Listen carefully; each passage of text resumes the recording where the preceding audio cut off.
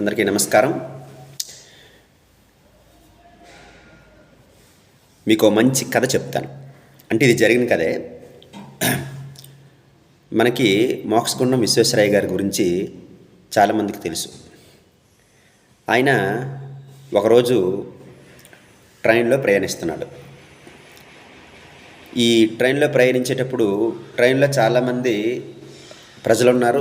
వాళ్ళతో పాటు చాలామంది బ్రిటిషర్స్ కూడా ఉన్నారు. వాళ్ళు కూడా కూర్చున్నారు.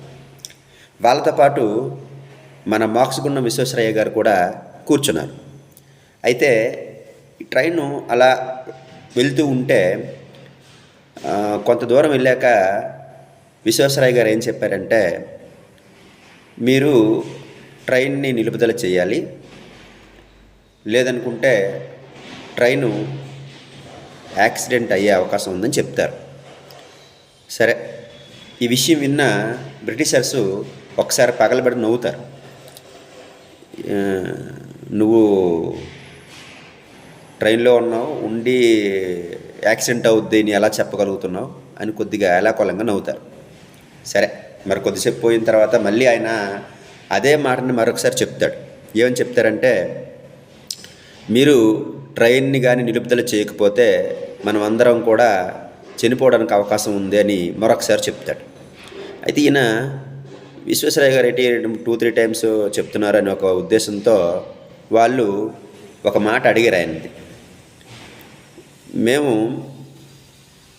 ఏదైతే నువ్వు చెప్తున్నావో ఆ రైల్వే ట్రాక్ ఎక్కడైతే విరిగిపోయిందో అక్కడికి వెళ్ళి మేము చూస్తాం. అది ఒకవేళ నిజంగానే విరిగిపోతే మేము మిమ్మల్ని ఏమి అనం.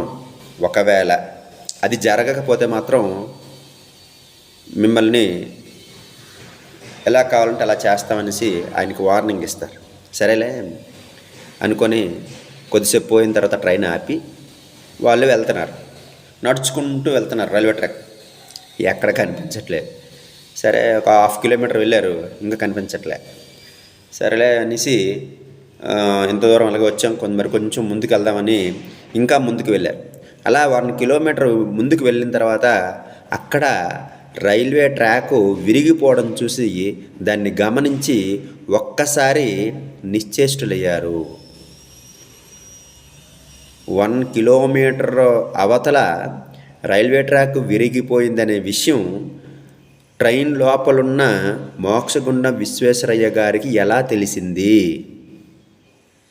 సరే, ఇమీడియట్గా వెనక్కి వచ్చి వాళ్ళందరూ కూడా బ్రిటిషర్సు విశ్వేశ్వరయ్య గారికి కాళ్ళకు నమస్కారం చేశారు. ఏంటి అసలు మీరు లోపలున్నారు, ఎక్కడో 2 కిలోమీటర్స్ దూరంలో ఉన్న ఆ రైల్వే ట్రాక్ ఎలా విరిగిపోయింది అనే విషయం మీకు ఎలా తెలిసిందని ఆయనకి అడిగారు. ఆయన ఇంజనీరింగ్ చదువుకున్నారు. దాన్నే సౌండ్ ఇంజనీరింగ్ అంటే ఎక్కడో దూరంలో ఉన్న సౌండ్ను బట్టి అక్కడ ఏం జరుగుతుందనే విషయాన్ని చెప్పగలిగేదే ఈ సౌండ్ ఇంజనీరింగ్. అది ఈ మోక్షగుండం విశ్వేశ్వరయ్య గారి విషయంలోనే జరగలేదు. అది మనకు చరిత్రలో చాలా విషయాల్లో జరిగి ఉంది. అది ఏంటంటే ఏకలవ్యుడు ఎక్కడో ఉన్న కుక్కల అరుపులకి బాణాలు వేయగలిగాడు. అదేవిధంగా దశరథ మహారాజుకి కూడా ఈ విద్య వచ్చు.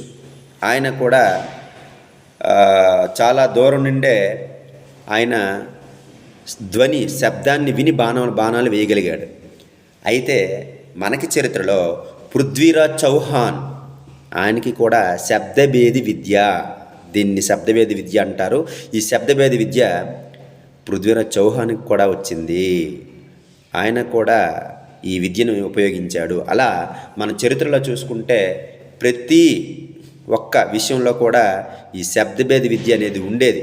అది కాలక్రమేణా కనుమరుగైపోవడం వలన ఇప్పుడు అంతగా లేదు. కాబట్టి దీన్ని బట్టి చూస్తే మన దేశంలో ఎలాంటి ఎడ్యుకేషన్ సిస్టమ్ ఉండేదో అనేది అర్థమవుతుంది. ఉంటాను. అందరికీ నమస్కారం.